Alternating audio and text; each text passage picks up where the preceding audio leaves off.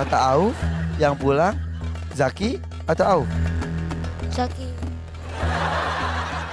Ki, kata Auf kamu pulang. Gimana dong?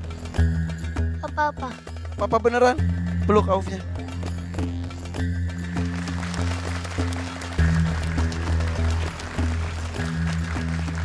Tapi keputusannya belum Kak Irfan bacakan.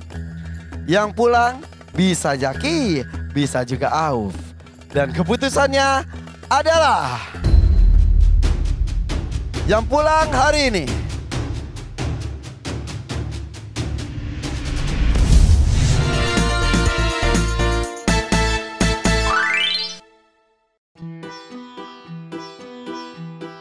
Assalamualaikum warahmatullahi wabarakatuh, netizen YouTube official RCTI.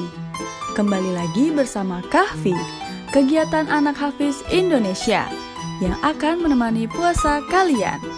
Semoga puasa hari ini dapat berjalan dengan lancar dan senantiasa mendapatkan pahala dari Allah Subhanahu wa Ta'ala.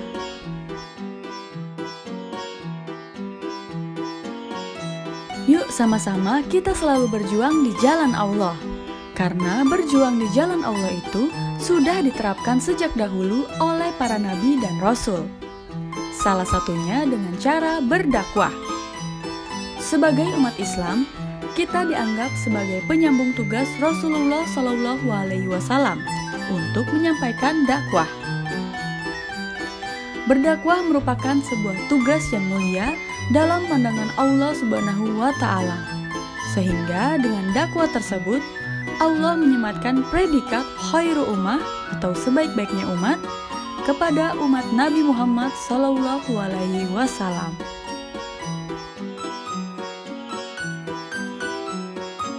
Seperti yang dijelaskan pada Quran Surat Ali Imran ayat 110.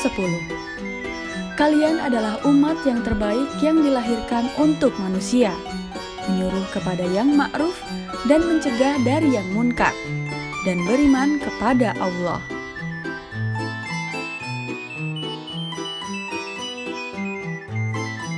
Berdakwah memang bukan hal yang mudah, apalagi di zaman modern saat ini. Lalu kira-kira menurut para juri Hafiz Indonesia 2020, bagaimana ya cara berdakwah dengan baik dan benar itu? Ad-da'wah isalur risalah ilal qalb. Jadi inti dakwah itu adalah menyampaikan risalah kepada hati. Nah, bagaimana hati ini menjadi hidup? Karena inti manusia itu kan hati. Karenanya yang akan dibawa pulang nanti ke akhirat itu adalah hati. Yauma la yanfa'u malun wala banun illa man atallaha biqalbin salim. Jadi di hari kiamat nanti yang paling menentukan seorang itu apakah dia masuk surga atau masuk neraka itu adalah hatinya. Kalau hatinya hidup di dunia, maka dia akan aman di akhirat. Hidupnya gimana? Hidupnya dengan iman, gitu. Nah, kalau hatinya mati di dunia, maka dia nggak ada iman maksudnya, maka di akhirat tinggal masuk neraka. Nah, dakwah itu apa artinya? Dakwah itu menghidupkan hati. Nah, dulu di zaman sebelum-sebelumnya, memang para nabi keliling-keliling. Karenanya pada zaman-zaman sebelum Rasulullah SAW, oleh Allah, setiap perkampungan itu diutus nabi-nabi. Karena itu jumlah nabi banyak sekali, 124.000 nabi dan 300 rasul. Nah, begitu selesai diutusnya Rasulullah SAW sebagai nabi terakhir, Allah buka nih dunia digital, dunia teknologi, dunia komunikasi. Maka karenanya oleh Allah tidak buka pintu kenabian. Sebab apa? Sarana untuk menyampaikan risalah ke hati itu sudah banyak sekali. Gitu. Nah, ini dia rahasia dakwah itu. Rasulullah Shallallahu Alaihi Wasallam memberikan tiga jaminan kepada salah satu sahabat sebagai ahli surga. Ini luar biasa kemuliaan ini. Dia masih hidup di dunia, tapi sudah terjamin surga baginya. Kenapa? Karena dia selalu dakwah kepada Allah Subhanahu Wa Taala pakai hati. Dia suka kebaikan untuk orang lain, tidak pernah membenci orang lain, tidak pernah dengki dan iri hati kepada orang lain, tidak ada sama sekali rasa cemburu terhadap orang lain. Ini adalah termasuk dakwah dan ikhlas yang paling tinggi di sisi Allah Subhanahu wa Ta'ala. Jadi kalau kita ingin nasihat, tangan, lisan dan juga kalbu. Dan ini yang termasuk dakwah yang disebut tadi. Selain berjuang dalam dakwah, kita juga harus berjuang untuk bisa menghafalkan Al-Quran. Semakin banyak hafalannya, akan semakin tinggi kedudukan yang didapatkan di surga kelak. Rasulullah Shallallahu Alaihi Wasallam bersabda, akan dikatakan kepada Shahibul Quran, bacalah dan naiklah, bacalah dengan tartil sebagaimana engkau membaca dengan tartil di dunia. Karena kedudukanmu tergantung pada ayat terakhir yang engkau baca. Hadis riwayat Abu Daud. Seperti para peserta Hafiz Indonesia 2020 yang masih terus berjuang dalam menghafalkan 30 juz Al-Quran.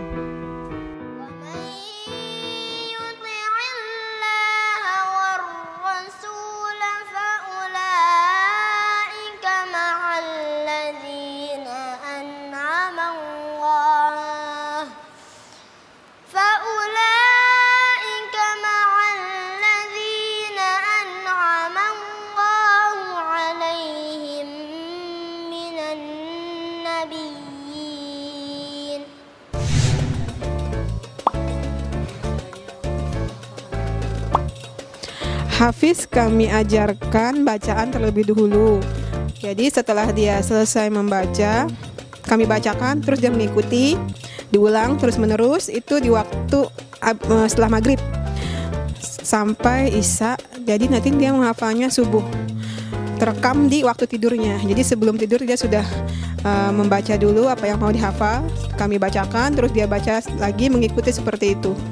Pertama yaitu menggunakan metode yang pakai speaker didengar, baru dibaca.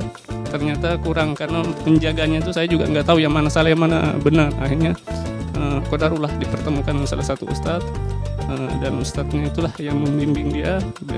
Dia ada potensi di Al-Quran. Dari situlah Masya Allah dia juga senang sama gurunya itu, ustadznya. Jadi kadang-kadang berangkatnya jam subuh ya, kadang jam 4, kadang jam 5 subuh, Masya Allah. Itu luar biasa perjuangannya. Kadang-kadang saya juga nangis, ya Allah. Kadang-kadang saya juga nangis, ya Allah. Saya kok kayak menzolimi anak sendiri. Anak-anak seusianya tuh waktunya tidur, tapi dia bangun untuk belajar Al-Quran. Jadi kami dekatkan terus itu murotal ya, dan alhamdulillah pada usia 4 tahun itu Ahmad sudah mulai menghafal juz ammah, juz 30 itu ya, alhamdulillah.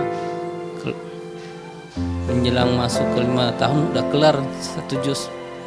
Dan kami berinisiatif harus nih dititipin ke ustaz yang lebih ahli di Al-Quran. Kalau untuk mulai menghafal hafalan baru, saya menghafalnya mulainya dari bada asar sampai maghrib. Pas isya sudah diulang-ulang, sudah hafal.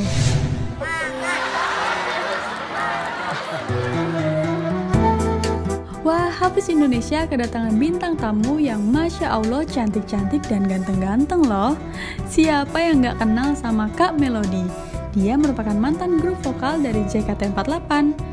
Dan satu lagi ada Kak Ciki Fauzi, anak dari artis lawas Ikang Fauzi. Lalu ada juga Cuping and Friends, 4 orang pemuda laki-laki yang bersuara merdu saat melantunkan ayat-ayat suci Al-Quran berasal dari timur Indonesia. Kira-kira apa ya pendapat mereka tentang anak-anak penghafal Al-Quran di Hafiz Indonesia 2020 ini?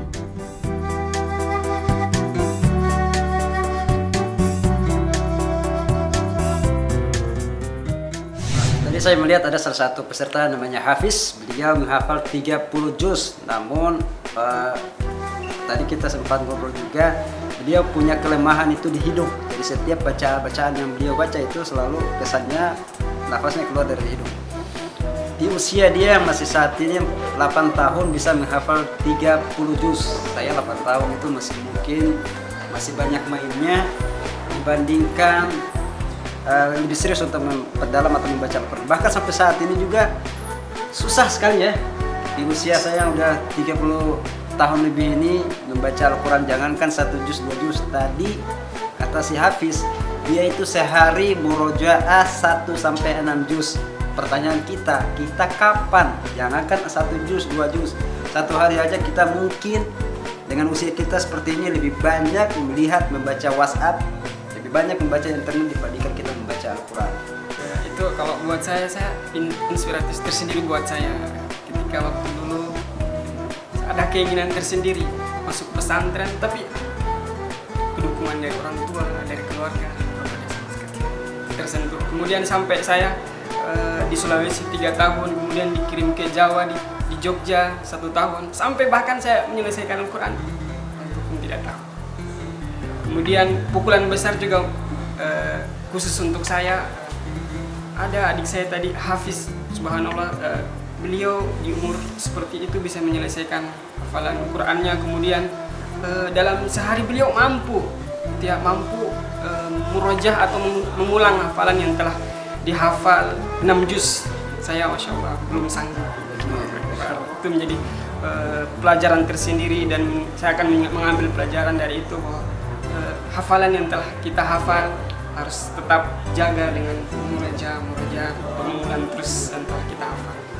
Kalau tanggapan aku sendiri pasti ngelihatnya bangga gitu dan senang banget, karena dari kecil dia sudah, bukan dia, semuanya gitu ya, mereka tuh udah bener-bener antusias untuk menghafal Al-Quran sih. Itu Masya Allah banget bagi aku. Karena kan kita muslim gitu, jadi bisa baca Quran dari kecil aja itu udah bagus banget, apalagi menghafal Al-Quran. Karena aku sendiri pun dulu private baca Quran emang dari kecil. Pas aku ngelihat perjuangan mereka menghafal Al-Quran, itu keren banget sih.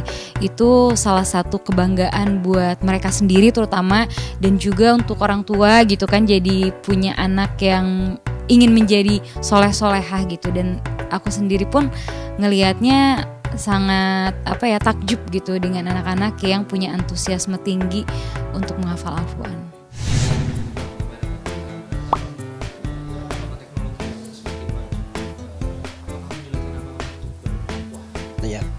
Kalau saya pribadi sih sebenarnya mempermudah. Kata guru saya Ustadz Muhammad Nasir itu, kita gunakan media itu sebagai ladang untuk kita berdakwah.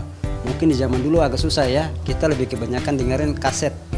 Tapi sekarang ini kan kita bisa lihat di Facebook, bisa lihat di media sosial, bisa lihat di mana-mana, dan gampang, lebih mudah kita akses atau mendownload.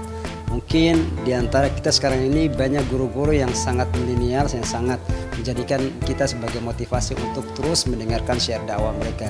Sebenarnya kalau misalnya bagi aku sendiri, setinggi-tingginya teknologi, tapi kita tetap harus punya pegangan. Misalnya kewajiban baca Quran itu harus ada gitu ya. Dengan teknologi yang tinggi pun kan sekarang banyak banget misalnya aplikasi yang bisa kita lihat dari gadget untuk menghafal Al-Quran atau misalnya menghafal hadis-hadis gitu. Itu menurut aku nggak apa-apa gitu. Tapi kalau untuk anak kecil, menurut aku lebih baik kalau pakai gadget tetap harus dalam bimbingan orang tua gitu. Karena takutnya mereka belum terlalu paham, jadi nanti nggak ada arah. Jadi benar-benar bimbingan orang tua tuh sangat diperlukan juga untuk anak yang menggunakan gadget dalam menghafal Al-Quran atau hadis-hadis atau keagamaan yang lain-lain gitu ya. Dan kalau bagi kita sendiri nih ya, apalagi yang udah misalnya udah bisa gitu baca Quran atau misalnya mencari hadis-hadis, ya itu dengan teknologi itu sangat membantu gitu. Tapi kita juga perlu sesosok figur gitu ya, atau misalnya yang bisa mengarahkan kita untuk memilah-milih mana sih yang benar, mana sih yang yang perlu benar-benar kita pahamin gitu. Tapi kalau misalnya baca Quran gitu ya, itu tuh menurut aku lebih baik memang ada guru private untuk baca Quran sih, jadi kita lebih paham. Walaupun dunia ini sudah modern gitu, tapi yang basic ini, yang dasar gitu ya, harus tetap dipegang teguh, tetap istiqomah kalian untuk tetap di jalan Allah gitu ya. Apalagi menghafal Al-Quran itu kan salah satu kewajiban kita juga untuk bisa gitu ya. Apalagi siapapun yang Masya Allah gitu, misalnya punya cita-cita menjadi hafiz Quran gitu ya. Wow, itu kan salah satu cita-cita yang mulia sekali gitu. Jadi kalian tetap semangat dan tetap istiqomah untuk membahagiakan diri kalian sendiri, orang tua kalian dan sekitar kalian, untuk menginspirasi juga. Masya Allah, memang perjuangan di jalan Allah akan banyak manfaatnya. Mari buktikan bahwa kita adalah orang-orang yang pantas untuk berjuang agar termasuk ke dalam penghuni surga. Bahwa kemenangan diperoleh dengan kerja keras, dan bahwa dengan api perjuangan, jalan kebahagiaan akan semakin jelas, dan kehidupan hakiki akan nampak semakin terang. Mari kita saling menginspirasi hanya di Kahfi, kegiatan anak hafiz Indonesia. Wassalamualaikum warahmatullahi wabarakatuh.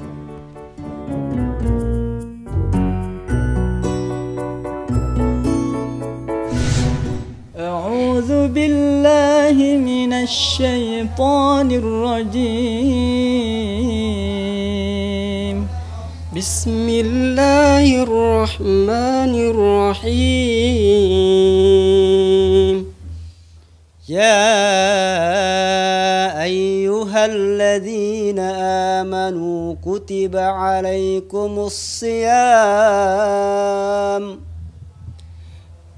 kama kutiba alal ladzina min qablikum la'allakum tattaqun.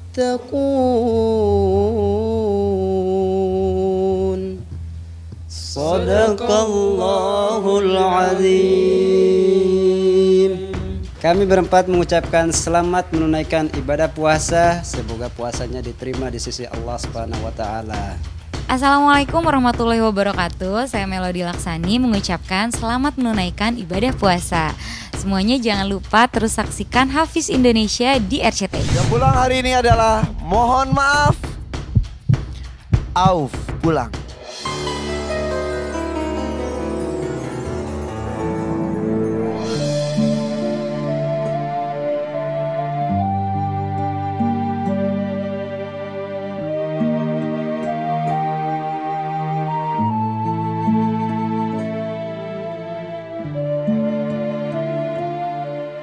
Auf yang selalu semangat, Auf yang tidak mau pulang karena dia sangat menikmati suasana di Hafiz Indonesia, bertemu dengan teman-teman sesama pecinta Al-Quran.